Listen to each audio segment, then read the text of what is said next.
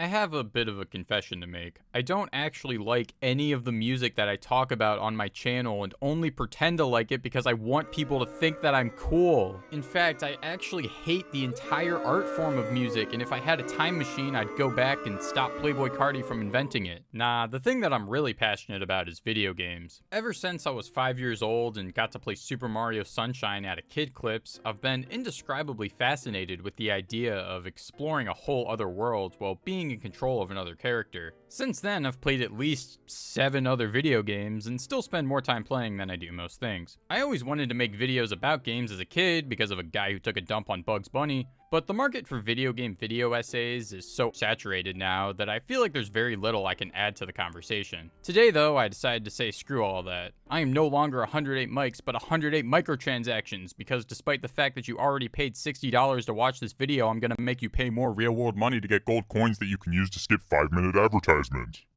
Okay, this bit went a little too far. In all seriousness, I think my love for the music that I heard while playing video games as a kid did a lot to shape my passion for the art form today. I remember spending countless hours in the My Music section of Super Smash Bros. Brawl just listening through all of the tracks that were in the game and how exciting it was to unlock a new stage and hear the music that accompanied it. Nowadays, I can just pull up all of these tracks on my phone, except for when Nintendo decides to copyright strike it without offering a legal alternative to hearing these songs without paying a stranger hundreds of dollars for a copy of the game that they aren't making a single penny off of, but that's a whole other rant that's been talked about to death. Today, I figured I'd share 10 of my favorite video game soundtracks, some of which enhance the atmosphere of beautiful games that I absolutely love, and others are Bomberman Hero. I decided to limit it to one per series for the sake of making things easier to narrow down, and I'm not going to count games where the soundtrack is largely a compilation of already existing songs, like Super Smash Bros., Tony Hawk, or Glee Karaoke Revolution Volume 4. Also, I make it a point to credit the composers who did each soundtrack, but a lot of them have names that a fat redneck gunslinging American like me can't pronounce very well, and so I do apologize if I butcher some of these names. I swear I'm trying my best. Without further ado, here's the list. Legend of the Mystical Ninja is such a difficult game to pin down. In some ways, it feels like a beat-em-up with the abundance of enemies and a ticking time limit, but it still offers an open world to explore where you can visit shops, gamble, and play arcade games like Gradius. These sections are interspersed with 2D platforming levels that offer a good challenge and usually a pretty awesome boss fight at the end. It's a fun multiplayer experience as well. Or so I've heard. I've only played the single player. Now, I'm not the most well-versed person in Japanese culture, so I know that a lot of design details are going over my head, but I find it fascinating how this game was able to maintain its Japanese feeling in its international release, at a time when most games either had cultural references changed to better fit the region, or just flat out weren't released outside of Japan. In fact, this is one of the very few games in the series that even made it out of the country, and it's a shame that we didn't get more. The soundtrack, composed by Kazuhiko Uhara and Harume Ueko, have these beautiful pieces that use the folky sounds of traditional Japanese instruments, while still being very video gamey. The town themes all have these lush arrangements that mimic string and wind instruments, and are brilliantly enhanced by the 16-bit aesthetic. Songs like Ito and Kyoto sound so warm and friendly, even though everybody in the town is trying to kill you. The intensity ramps up more when you get to side-scroller levels like the Otafu Army Base and Oro Temple, which increase the tempo and almost give the game the vibe of a run and gun despite the instrumental palette being largely unchanged. I also love how intense the boss music is, as it puts me at the edge of my seat and helps me focus on the battle despite how much I want to throw elbows to it in a mosh pit.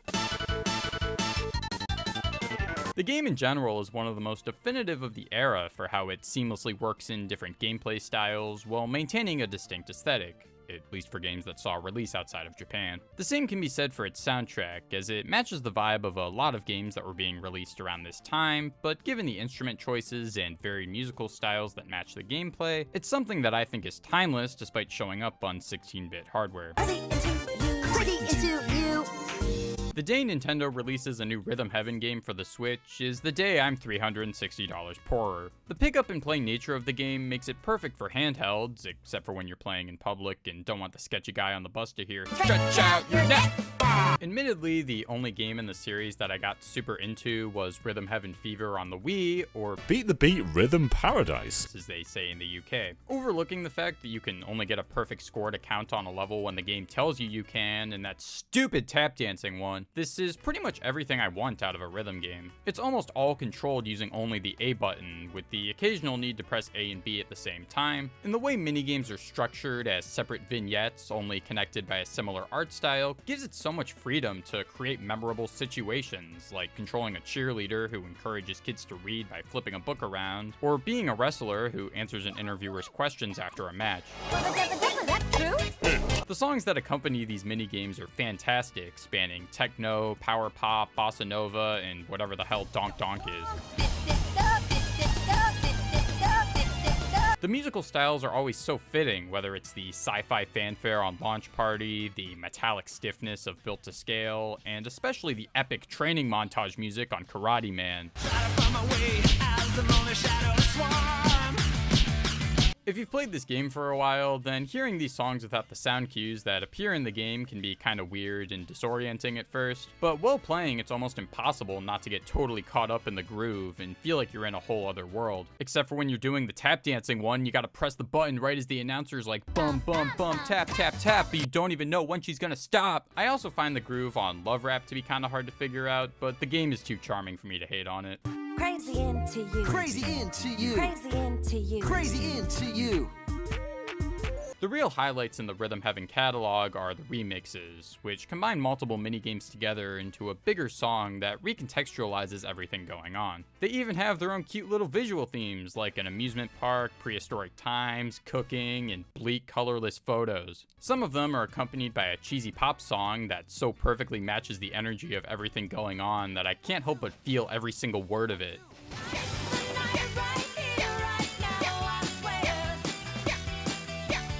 1, 2.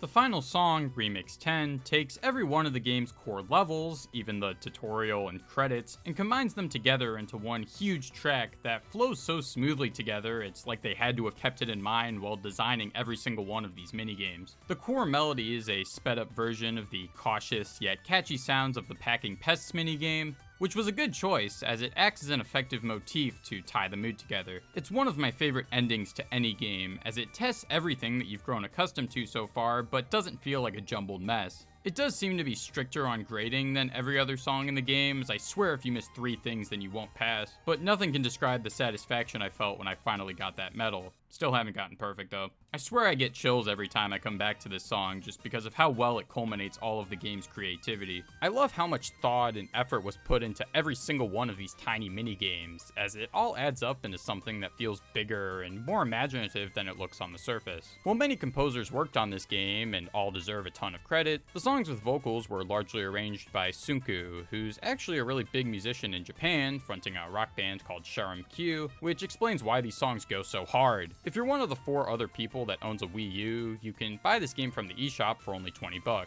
But if you're more the physical media type, then you can always dish out the extra $120 for a copy of the game. Nintendo, please re-release this. 7 years after the launch of the Famicom, with its follow-up console slated to release mere months later, Capcom published the 3rd game in the Mega Man series, which actually continued to see releases on that same console well into the Super Famicom's life.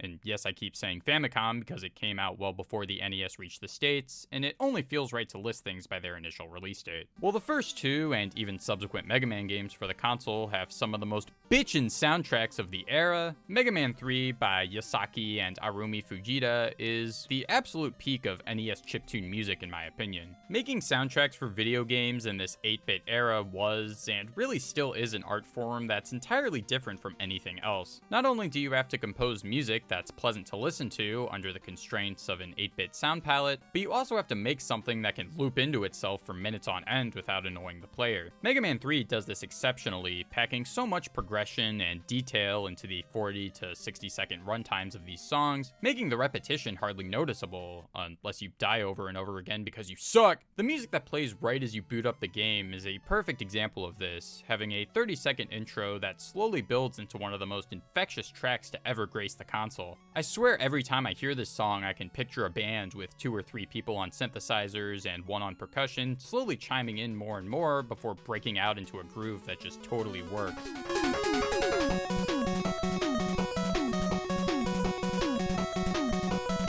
It's too bad the title screen doesn't have a cool intro like Mega Man 2 did, and you only get to hear this song over this static image of the title, but that doesn't take away from the quality of the piece. A lot of what I said about this song can be applied to nearly every track in the game. Stages like Magnet and Needleman have these short intros that build into the core loop of the composition so seamlessly that it's hardly noticeable, and even songs that don't do this aren't hindered by that decision. I love how the stressful, wailing synth that opens up Hardman's theme transitions into this more distant and uplifting sound that almost recontextualizes the tone of the whole track.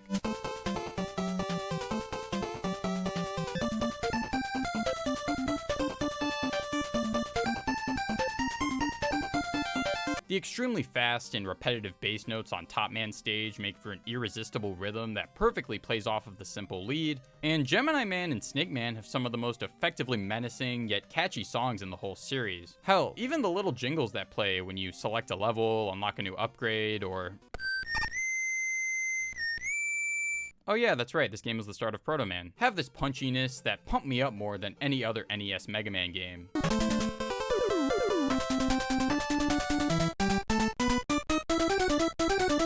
Tell me that doesn't get you excited to fall into spikes and jump on disappearing blocks. Wait, the Wily Fortress themes might not be as iconic here as they are in Mega Man 2, and probably make for my least favorite part of the soundtrack, but they're nothing to scoff at, as they opt for a bleaker sound that goes well with the color palette within the levels. Nearly all of these songs hold up so well that I could maybe see them appearing in a modern indie game had they not already been made. It's maybe the best example on this list of what most people think of when they hear the term video game music, as once the 8-bit era was over, I think a lot of music in games stopped sounding like video game music and more like compositions that could have been made for anything. Even still though, it's fun to look back on a game that pushed the hardware to its limits, as I don't think a soundtrack like this could have been made had it come out sooner in the console's life. Hurts, doesn't it? Killer 7 is one of the most unforgettable and one-of-a-kind experiences that I have ever had with a piece of art. On one hand, it offers an extremely dense commentary on political conflict between the Eastern and Western world, and yet a lot of these cutscenes feel like something out of a Family Guy Funniest Moments compilation. These dudes have got energy to spare. We're talking guys who beat off 4 times a day. The handsome men! They're really here! Did you see that? ヘッドマスターニートガールあやめブラックバーンサバイブ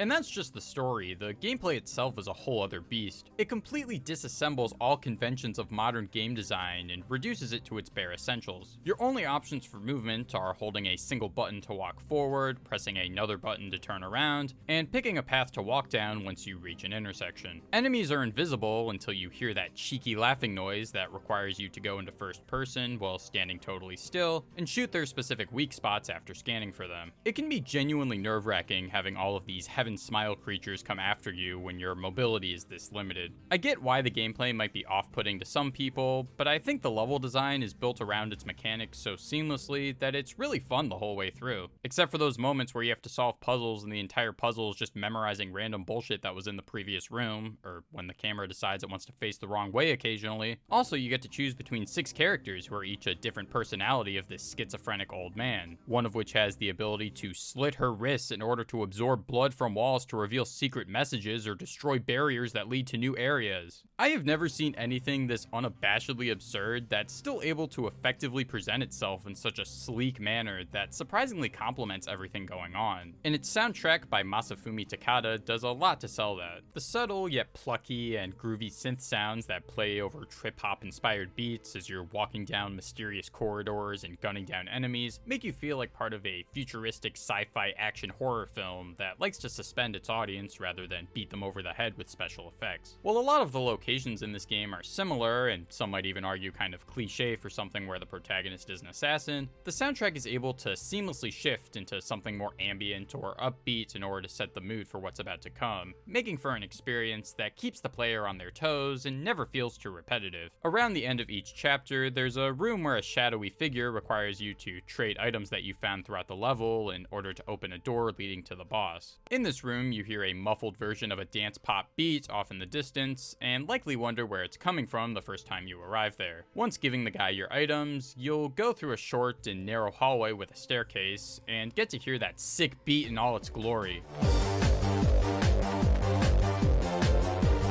For about 10 seconds until you reach another room that requires you to walk through a big empty area with quiet and ominous music. I thought this was a really interesting design choice when playing Killer 7, as that tiny hallway with the rave music doesn't really have to be there for any level design purpose when all it does is take you to another area that is fundamentally just another walk from point A to point B. It's like this game's equivalent of a victory jingle for beating a level, only the level hasn't been completed yet, and instead of a jingle, it's an extended instrumental that you can choose to listen to for however long you want before moving on to the end of the chapter, which is usually when the game's darkest moments occur. Given how tumultuous and graphic this game gets and is overall, the protagonist doesn't experience a whole lot of peaceful or positive moments, despite all of the ridiculousness in many of the cutscenes. This one moment right here though, near the end of each chapter, is almost like a rest stop where you can calm down and enjoy a dance banger that sounds unlike anything else in the game's soundtrack. I think it resonated with a lot of people, as it seems to be the most popular song from the game when I looked the album up online, despite how little time you actually hear it. Another one of my favorite video game songs of all time is the track that plays during the infamous Russian roulette scene, as these relaxed piano chords are put alongside this short and jittery synth part that repeats and subtly progresses throughout the track. These two instruments not only sound cool in context of one another, but they capture the juxtaposition between the attitudes of the two characters in the scene.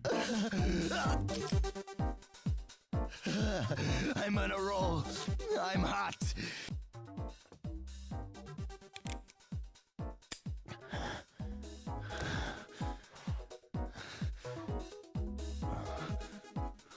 There are other standouts as well, like the bouncy, circusy sound of Electronical Parade, or the way that twangy strings are placed over a programmed drum beat on Tex-Mex. For the most part though, it's a haunting ambient record with a strong emphasis on rhythm, complementing the game's atmosphere beautifully. I think this type of music was the perfect choice, as trip-hop, ambient, down-tempo, ambient techno, or any other kind of electronic music that aims to be subtle while still entirely beat-based, is kind of a bunch of contradictions that shouldn't work as well on paper as it does in practice. This game, with its balls-to-the-wall screenwriting, experimental gameplay, and laid-back art style, is pretty much just that, and it wouldn't be the same without this soundtrack tying it all together.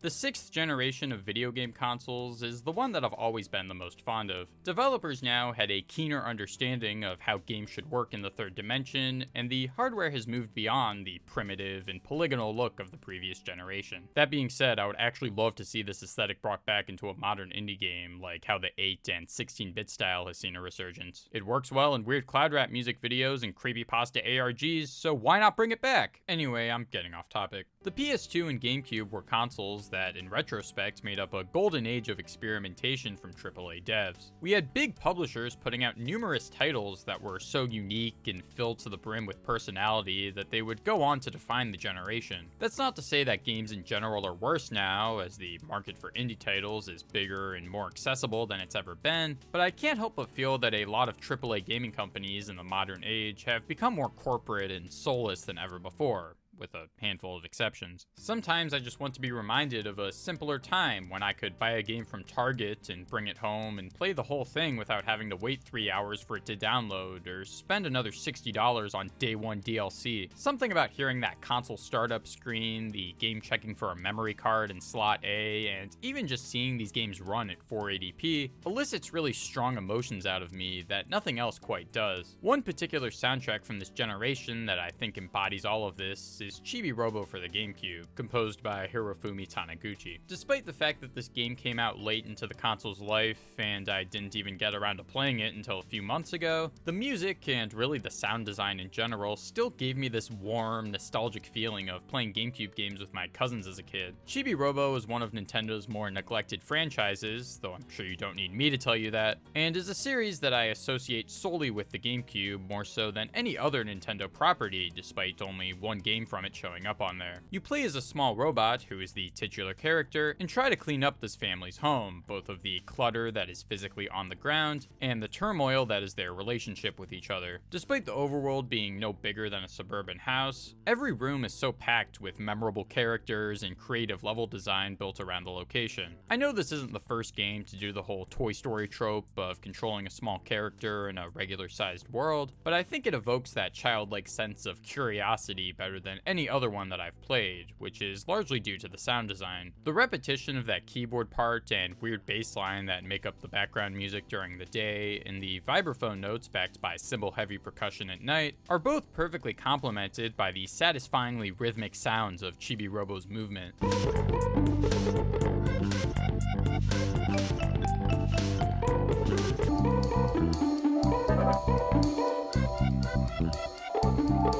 This is further emphasized by entirely different tracks that play as you briefly stop to do something, like wipe the floor or use your radar.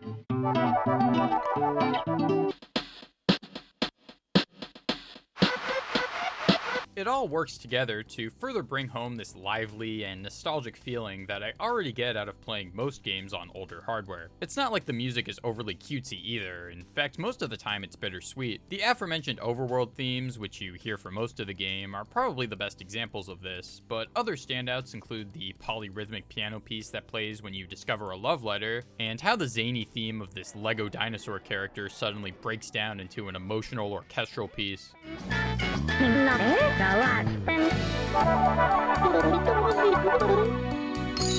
All of these choices for the sound design make the darkness of the story hit that much harder, as you try your best to fix what's wrong with this family, but are such a small and underpowered character that it feels impossible even though you're living in the same home as them. Maybe the game is allegorical as you do simple tasks around the house and talk to toys to distract yourself from the fact that everything is falling apart and you can't do anything to stop it, like it's the Jean Dillman of video games.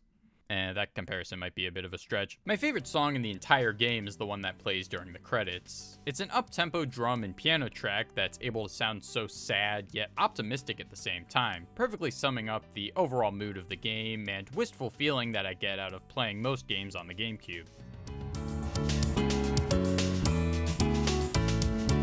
If you're as nostalgic for this generation as I am and haven't given this soundtrack a listen, then I'd highly recommend that you do so. I'd recommend the game as well, but Nintendo hasn't re-released it outside of Japan since its initial launch on the GameCube back in 2005, and it didn't sell very well when it came out, so finding a copy is a little tricky.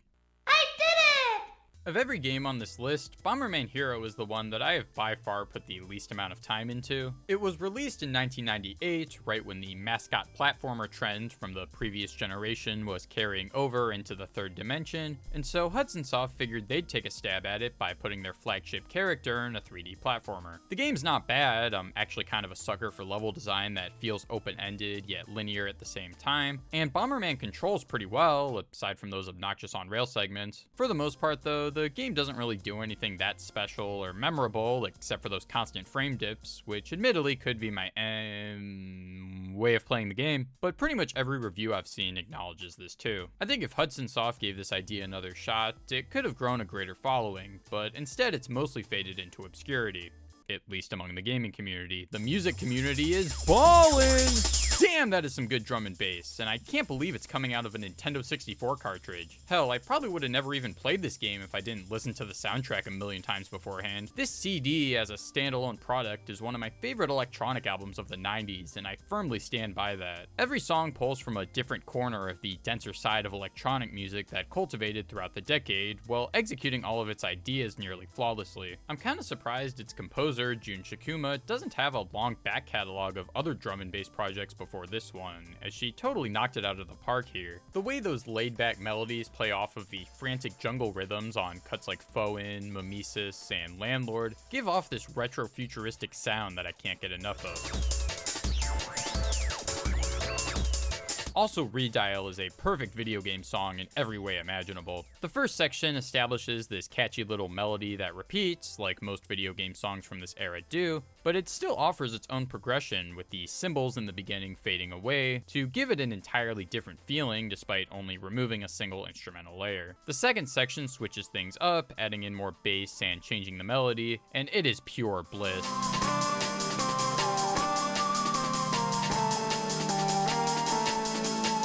These two sections are paired together perfectly, as the subtle progressions and the way that they play off of each other make for a loop that never feels repetitive and always has a section to be looking forward to, which is everything that a perfect video game track should have. Apart from this, we have the squelchy acid techno of tracks like Cell and Or Offerings, and even straight up IDM on Tripod and Walk. It's this balance of glitchy technicality and strong melodic weights that make the Bomberman Hero soundtrack such a special record for 90s electronic music. Hell, I haven't even mentioned the down-tempo masterpieces that are Desert and Zip, the latter of which has these quieted acid synths in the background that go well with the jazzy lead to give off this robotic lounge vibe.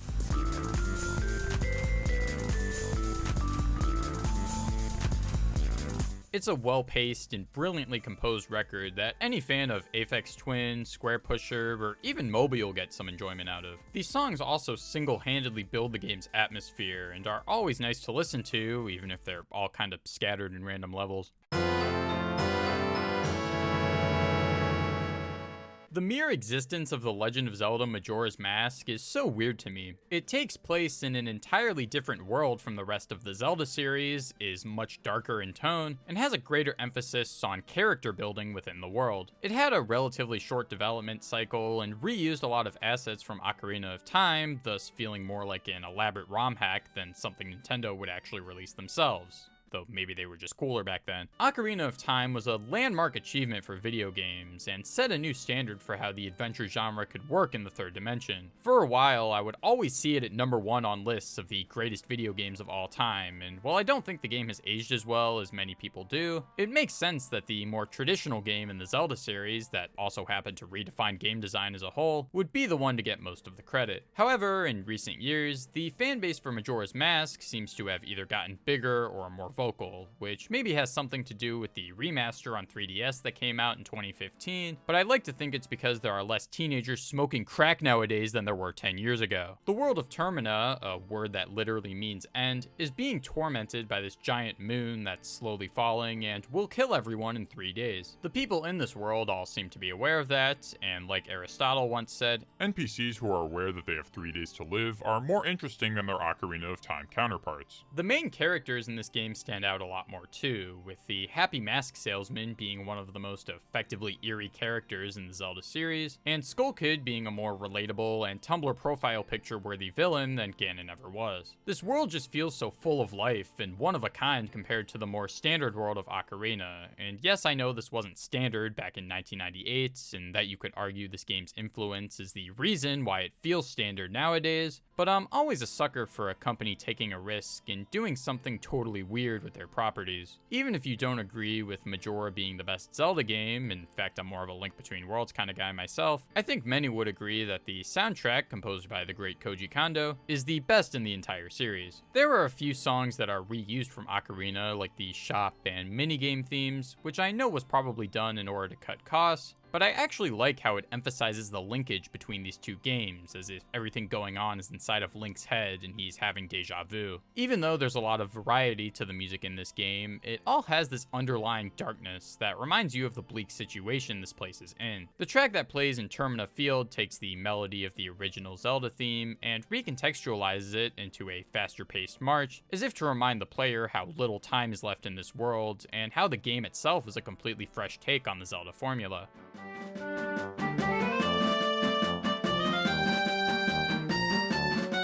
The theme in Clock Town, where you always spawn after repeating the 3-day cycle, is maybe my favorite town theme in any video game. Its use of bongos and a tambourine as the percussion, with a charming little oboe melody on top of more woodwind layers, gives it this welcoming feeling of camaraderie between townspeople. On the second day, the core melody still stays intact, but the percussion is all gone, with the leading instrument being replaced by an ocarina that plays the notes in a more accented way to build tension, despite the overall friendliness of the instrumental still being there, albeit with a faster tempo. On the third and final day, the theme is even faster, with time being kept by this frantic string part in the background, which makes everything sound more stressful, despite the fact that the overall composition is just a variation of what it was on the first day. I love how every single theme in this game perfectly complements the feeling of the locale, like the mystical choral ambience that illuminates the astral observatory, the happy-go-lucky sound of the milk bar that helps you forget the grim reality of everyone's fate, and the menacing tribal banger that is the Deku Palace theme. I also can't talk about this soundtrack without mentioning the Song of Healing, as it's one of the main songs associated with this game, and not just because a reversed version was used in some creepypasta. This piece, particularly the piano version that plays when you heal the spirit of a dead creature, which gives you a mask transformation, is one of the earliest songs that I remember hearing as a kid that truly shook me in a way that music hadn't before. The simple piano melody, with nothing more behind it than some subtle ambience, progresses in such an interesting way, like how it subtly plays with note speeds without fully committing to a tempo change, and how it's used in the context of the game.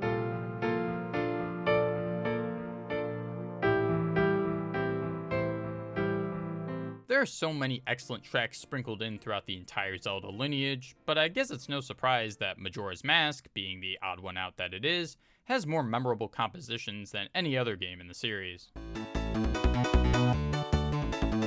I could probably make an entire top 10 video dedicated to Sonic soundtracks alone, but I'm not going to. There's so many great ones to choose from, like the funky and psychedelic house music that makes up the Japanese Sonic CD soundtrack, the eclectic range of regional sounds that fit the theme of Sonic Unleashed, or the futuristic vibe of Sonic Colors, which I could put on the list for Aquarium Park Act 1 alone. The one that I listen to the most, though, is kinda divisive, and for good reason. Look, I know it's overwhelmingly cheesy, but I'm not gonna act like I don't love every second of Supersonic Racing.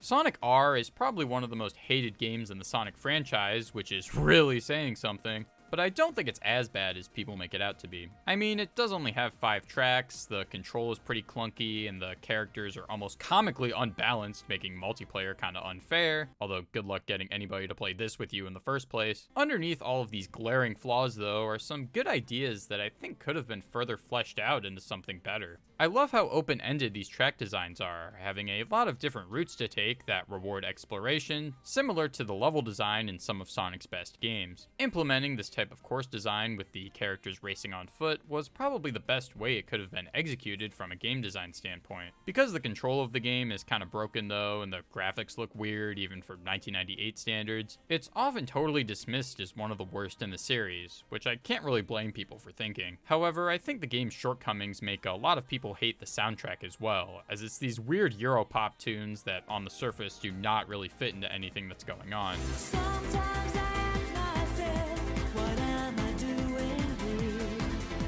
That being said, I think those people are wrong. Even if Sonic R isn't very pleasant to play, the soundtrack brings it from a broken racing game that could have easily faded into obscurity to a legendary clusterfuck that feels like a fever dream. Playing this game is like looking at those Google images of weirdly familiar places, as the polygonal graphics and cheesy Eurodance music certainly evoke the feeling of an older time, and yet it's hard to really nail down what's even going on. What makes it even greater though is that listening to this soundtrack outside of playing the game is almost an entirely different experience, as you quickly realize how underneath the cursed vocals is some of the most impressively put together house music of all time. Like, you cannot convince me that the hook of Can You Feel the Sunshine doesn't have one of the smoothest chord progressions in all of electronic music, especially when paired with that drum beat.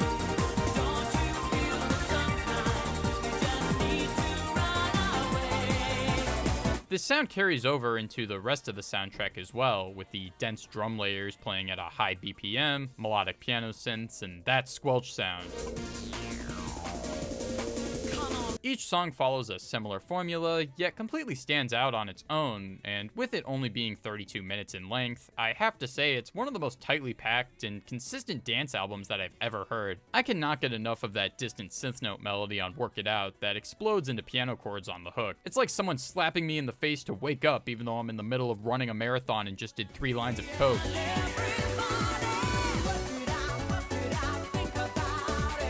Back in Time is a nice cool down that puts more emphasis on the vocal melody within the hook, and the closing track, You're My Number One, is a brilliant fanfare that feels like crossing the finish line and taking a victory lap. Even if you're not into the vocals at first, I love the way that they tie these songs together into a clear conventional structure. The singer, TJ Davis, might not have objectively the strongest singing voice in the world, but I think for this particular work, her vocals are so fitting to the music that I couldn't imagine anyone else singing it. Her voice is like a weird amalgamation of other popular singers, making it sound weirdly familiar, yet not something that you can quite put your finger on, similar to the rest of the game. I now listen to this soundtrack every time I go to the gym and run on the treadmill. I usually go really hard during Can You Feel the Sunshine, and then jog a bit for Living in the City, and take a breather during Back in Time. Then I lose my shit during Work It Out and calm down for Diamond in the Sky, but then go harder than I've ever gone for Supersonic Racing before cooling down with You're My Number One. It's structured so perfectly as a workout album and is now directly responsible for my physical health. Thank you, Richard Jacques and TJ Davis, for making this album and helping me live longer. And yes, I am being 100% serious during this entire spiel. An artist who gets overlooked pretty often here in the States is Junya Ota, better known as Zune. Oh wait, is it Zun?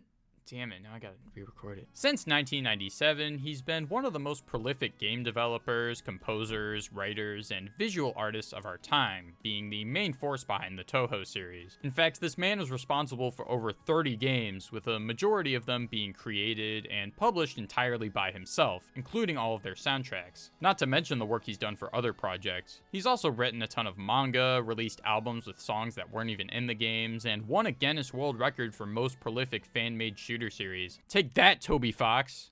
Nah, I'm just kidding. I got mad respect for Toby Fox. Admittedly, I'm not that familiar with the vast majority of the Touhou series and could not tell you what is going on in the story, but the early Windows games, specifically 6 through 9, are some of the greatest things I have ever played. Bullet hell shoot 'em up games aren't usually my thing unless they offer some kind of cool gimmick like Ikaruga, but playing Touhou is like watching a fireworks show or staring at an abstract painting that you can pick up more details of the longer you look. The color palette is so dazzling that it's kind of a shame I have to keep my eye on my character the whole time to prevent myself from dying. I guess that's the beauty of watching other people play video games. What really ties these games together and makes them so special though are, you guessed it, the fact that they're free. Touhou 6, or the embodiment of Scarlet Devil, is when the series shifted from PC-98 hardware to Windows, and as such, he was able to take advantage of MIDI to make his compositions. The PC-98 games mostly stuck to FM synthesis, although Touhou 2 actually had an alternative version of the soundtrack that you could listen to if you had a MIDI. Scarlet Devil was originally composed for that same MIDI, but was then reworked on a newer one that could produce WAV files, and this is what would be used to compose the next several games in the series, with some having a version for an earlier MIDI as an added bonus just for shits and giggles. Maybe it's because the compositions were originally made for an older synthesizer, or he was just getting used to this new technology, but I find the Scarlet Devil soundtrack to just reek of early 2000s MIDI to the point where it's a little distracting for me. That's not to say it's bad. I think the compositions are actually really strong and the MIDI sounds carry this nostalgic feeling, but it doesn't really enhance the gameplay for me as much as some of his later entries.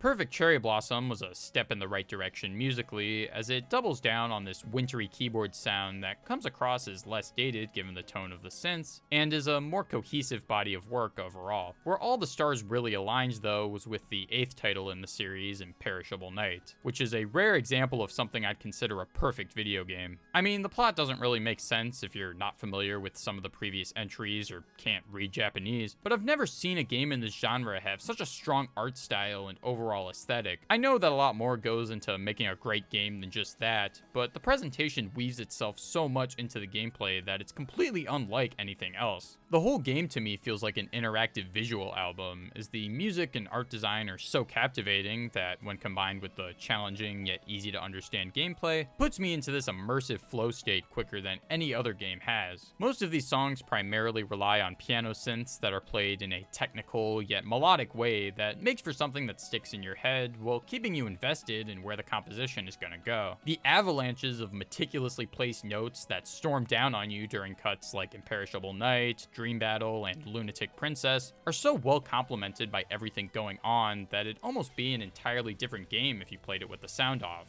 which I couldn't imagine why you would.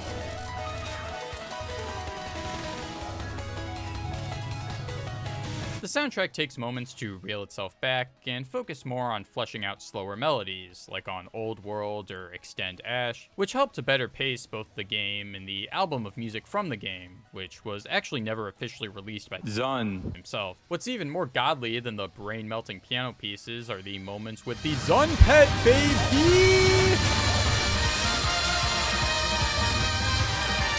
For those who don't know, this specific trumpet synth has become so synonymous with the music of Toho that fans have labeled it as the Zunpet, and it is absolutely awesome. Tracks like Kagame Kagame and History of the Moon have some of the coolest crescendos and solos in the series that make use of it. It meshes so well with the keyboards that it makes them pop out more as they come in, like a blue background on an orange picture. The music in general brings home the magic of the game, taking it from a damn good shoot 'em up to an absolute masterpiece.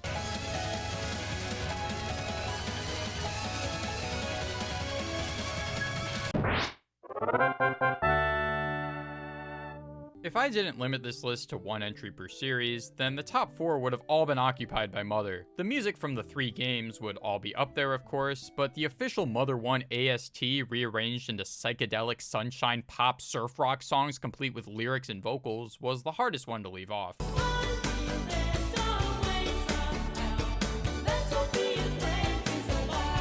Earthbound quickly became my favorite game of all time after I played it in middle school on the Wii U Virtual Console. It's an immensely beautiful game that deconstructs all of the tropes of JRPGs at the time and turns it into something completely unique and timeless. All of the strange locales, people you talk to, and sometimes horrifying encounters make every moment in this game memorable. It might not be as plot-driven as the absolutely devastating Mother 3, which did dethrone Earthbound's place as my favorite game after I played it, but Earthbound feels like this giant allegory for what it's like to learn about the world and lose childhood innocence. I'll put up an obligatory spoiler warning for this nearly 30-year-old game in case you haven't played it yet. The basic premise is an evil force called Gygus is making everything act a little sussy, and it's your job to find the 8 melodies scattered throughout the world because a talking bee told you to. These melodies will let you go inside of your own head and destroy the evil part of your subconscious, which will then allow you to fight him, but not before removing your brain from your body because human bodies can't enter the realm that he's in.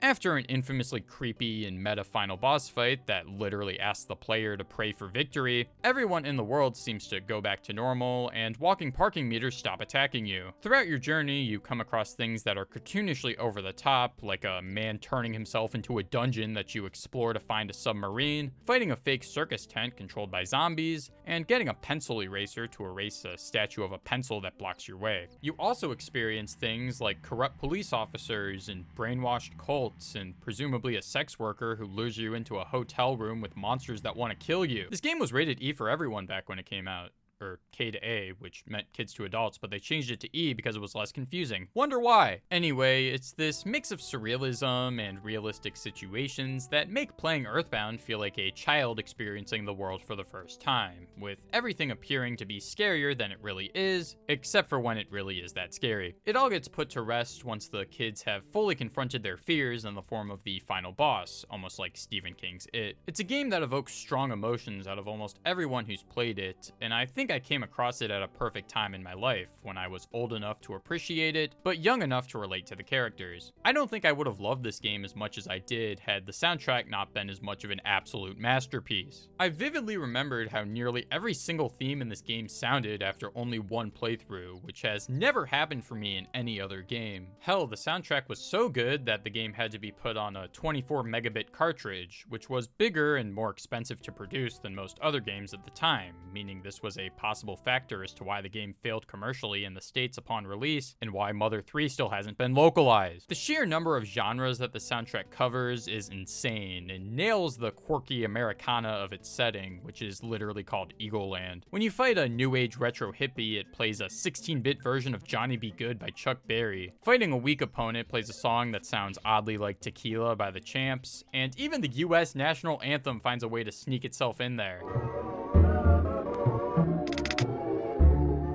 Despite the first few town settings looking somewhat similar to each other, the music and color palettes give them an entirely different feeling from one another. Onet has this bouncy groove that plays off of an acoustic guitar and horn section to give it a folky, optimistic tone. Tucson largely uses the same instruments, but it hands the main lead over to the horn, which plays a bittersweet melody to emphasize the feeling of moving further from home. Threed, after you save the town from a zombie apocalypse, has a more laid-back sound to emphasize the player getting more comfortable with what they've accomplished so far on their journey, and Fourside sounds absolutely huge, which is fitting to the big city that it is. The more topical locations all have perfect themes as well, like the Christmas bells and cheery tone in winters, the fuzzy ambience and slow tempo in summers that make the track feel really hot, and the faint melody in Dusty Dunes Desert that sounds like it's coming from a radio in the distance, almost like the musical equivalent of a mirage.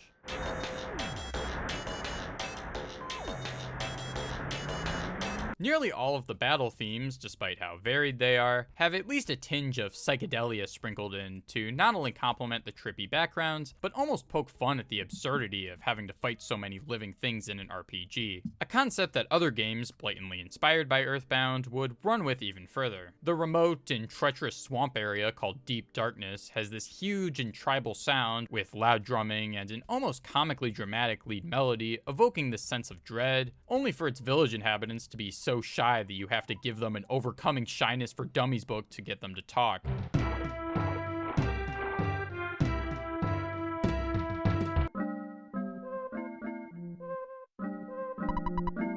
This area is such a stark contrast to its dangerous buildup, and nothing spells that out better than the music, which is made up almost entirely of soft melodic percussion and this strange sound that repeats and gives the whole track a sense of unease. It's easily in my top 5 favorite songs in the entire game for how it's able to sound so alienating yet aggressively peaceful, and it all comes together beautifully when those wind chimes kick in.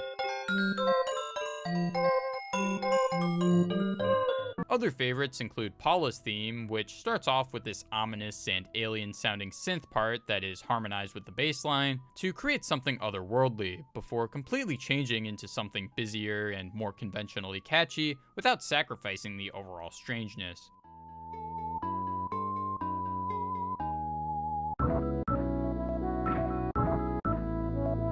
This perfectly spells out Paula's character, as she specializes in psychic powers more than the other party members, but is still a sweet kid. She's also the first member you meet that sticks with you until the end of the game, making the song feel like an ode to the timidness of making new friends as a kid, but how quickly that can dissipate once you become comfortable with someone. I also have to mention Porky Means Business, Pokey Means Business, bad translation, as it starts off as this campy 8-bit style tune that almost sounds like a parody of NES era Final Boss music.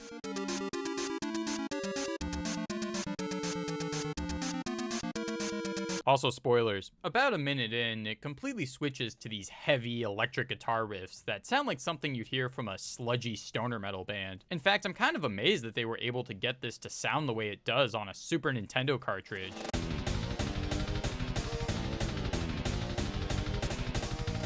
The juxtaposition between these two sections of the song perfectly describe Pokey's place in the story, as he's the only visible antagonist throughout the entire game, acting like a jerk and presenting you with inconveniences, but revealing that he's been working with the elusive Gygus right before the final battle. In hindsight though, he did kidnap Paula and plan to use her as a human sacrifice for the Happy Happy cult earlier in the game, so I guess I shouldn't be too surprised at what he's capable of. When the fight starts though, you take him out pretty quickly before battling Gygus in his true form, which is infinitely more intense. The hokey 8-bit opening of the song is like the game acknowledging how small and insignificant Pokey is when compared to Gygus, who is represented by the sludge metal part that comes in so quickly it sounds like I just skipped to a whole other song. Maybe Pokey was only put in the game so they could set him up to be used more in the sequel, which did end up happening. Or maybe he represents something bigger, as Ness is seemingly the only friend he has, but he resents him for going on this big journey without him, which is why he's hell-bent on ruining his life. Ness, despite being a silent protagonist, is a completely different person at the end of the game from who he was when he started, while Pokey is still caught up in his childish ways and, light spoilers for Mother 3, stays that way throughout his entire existence. This further plays into the theory that the game is an allegory for losing childhood innocence, as Ness is willing to grow as a person and is rewarded for it, while Pokey refuses to grow up and improve himself, ultimately suffering because of it. Now, I know you could argue that Pokey is having a rough childhood and is just doing whatever he can to make himself happy without the proper guidance, but I mean, Ness's dad is only in the game via phone calls, and while it's not canon that he's a child of divorce or anything, he has his own traumas that he's able to overcome without taking it out on other people. These two characters are a foil to each other, acting as a cautionary tale of what happens when you aren't able to learn from your past mistakes and move on with your life. Remember when this video was about music? After you beat the final boss and see how much the world's changed, the credits roll with this optimistic fanfare that plays as you see every character in the game say goodbye to you. Once this ends, the staff credits start and we get the song Smiles and Tears, which could not be a more fitting name. These credits force you to reflect on what you've just played, not only because of the color-tinted photos in the background that this guy was taking throughout your journey, but because the song is a variation of the 8 melodies, meaning that each sliver of this composition is associated with a certain part of the game. I know that might sound kind of pretentious and like the game is patting itself on the back for being so great, but it doesn't come off that way to me. I absolutely love how it plays with the trope of collecting all of these things to save the world by making you collect pieces of a composition, as people are more likely to remember how they got what they collected versus what it actually was, and the music associated with that adventure. Granted, Mother 1 did this first, but that's an RPG on the NES, so it kind of isn't very good. It's also helpful that the final song made up of these 8 melodies is absolutely gorgeous and encapsulates the bittersweet feeling of the whole game.